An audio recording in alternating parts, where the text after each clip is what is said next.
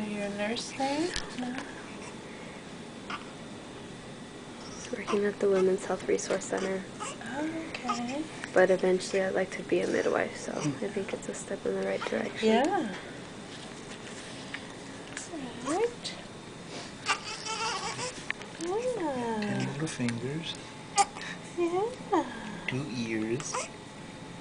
Oh, you want to She wants nurse. to eat. Yeah. 1, 2, 3. No, not right away. Okay. Okay, honest. Okay,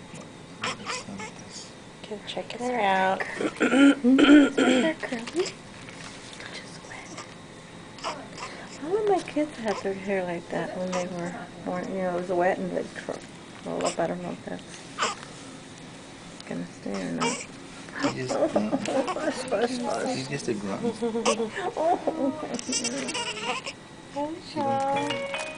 Can you talk to Carolyn Cook. Yes. Hi, Carolyn. I'm doing an admission right now. Hi, Cheryl. Did you go to EMR on Tuesday 2 weeks ago? No. Okay, thanks.